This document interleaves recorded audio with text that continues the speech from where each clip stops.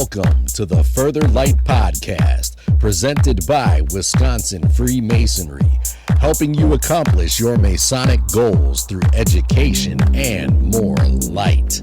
And now, I present to you Brother Jonathan Schroeder.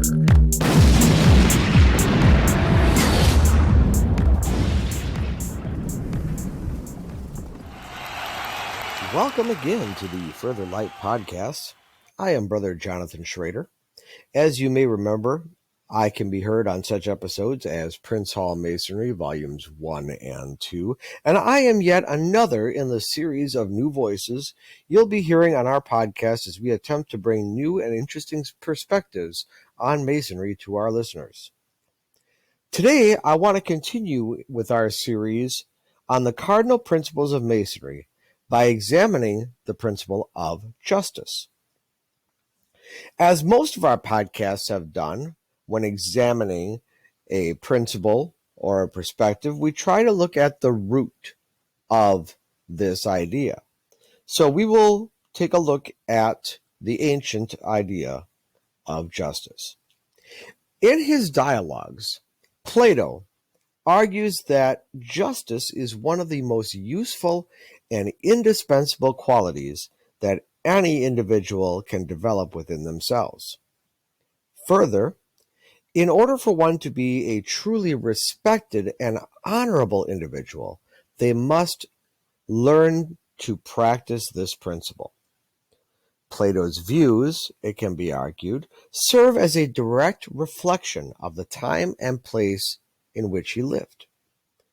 He lived in the 400s BCE in Athens, which was plagued with rampant selfishness and cronyism, most especially within their government. As an influential Athenian, Plato would have seen ignorance on parade, strutting itself about under the guise of knowledge, much like we see today with our Facebook and TikTok influencers who try to convince us that they are experts in a field after they do a 5-minute internet search on that topic. In the Republic, Plato argues that the virtue of justice flies in the face of such celebrated ignorance, that to be truly just would imply that the person has developed and displays a level of character and intelligence that is not only well defined, but also displays an acknowledgement of its limitations. On the flip side, an unjust person would not only display a serious deficiency in character, but also a vast amount of ignorance and stupidity in their actions. In Masonry, we have a fairly standard definition of justice. Duncan's ritual states, in part, that justice is that standard or boundary which enables us to render every man, without distinction, his just due. It reminds us of our duty to respect others and fulfill any obligations which we may have to them. It dictates that we must remember to treat others with fairness, honesty, and morality. In the parlance of our times, this virtue defines how we are to act towards other people. Masonic belief would further argue that in order to have a prosperous and well-ordered society, as well as a well-ordered and successful fraternity, we must understand and apply this principle both within and outside of our lodges. If our fraternity works to promote justice within ourselves and the society around us, we will, at the same time, be working to eliminate injustice in those same places. We will, in essence, be the example of change that we hope to see in the rest of society. These are, as the kids today would say, big words for Elmo. So, what does it all mean in practice? A Mason who practices justice will, by the very nature of this virtue, constantly struggle and be extremely self-reflective. He will be very critical in analyzing his own life. He will work to examine whether he has developed any biases or prejudices against individuals or groups, especially against Brother Masons. When found, and yes, I did say when found, that is to imply that these things do exist in all of us. So when found, he will try to figure out how they developed and work to eliminate them in his thoughts, words, and deeds. He will further ask himself if he has found the balance needed for his own happiness and success, and whether that happiness comes at the expense of others.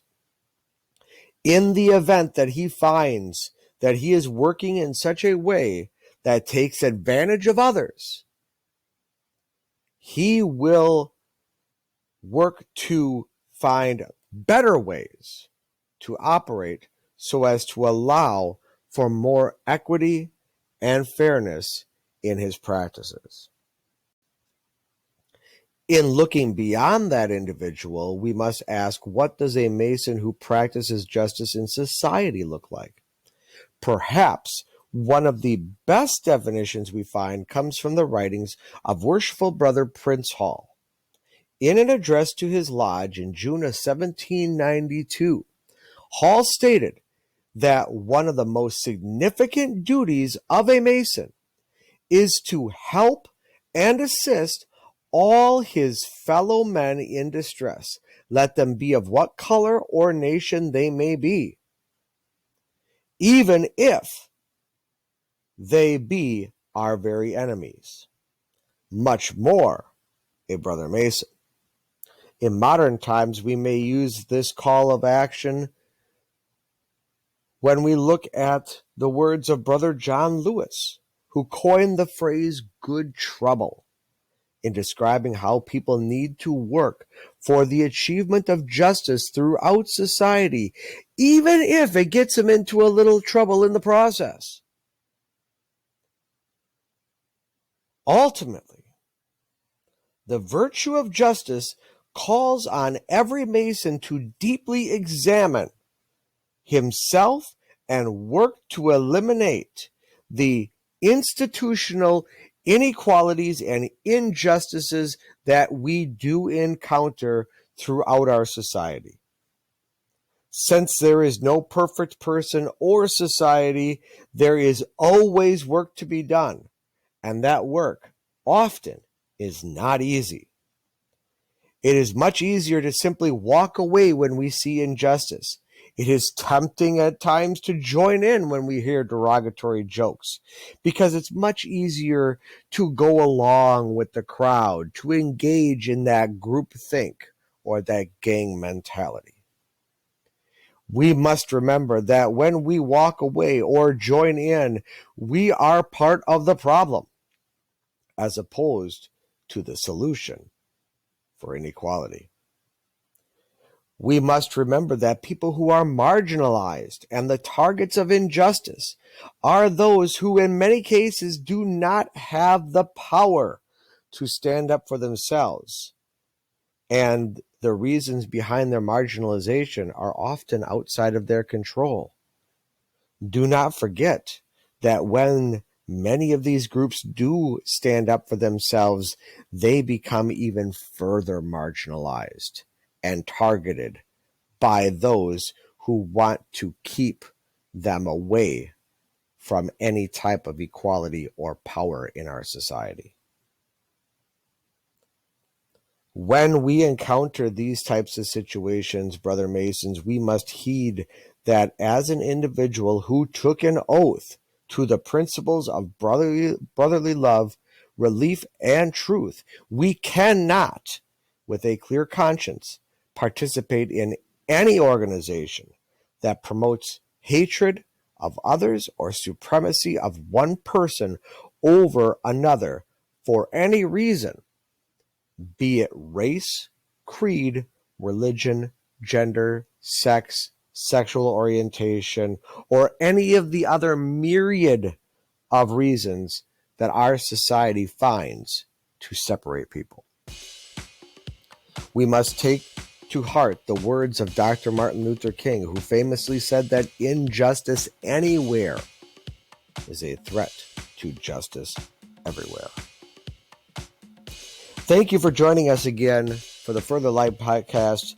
I am Brother Jonathan Schroeder, and from the entire Further Light team, we ask that you be well, and thank you for taking us on your quest to find more light through Masonry.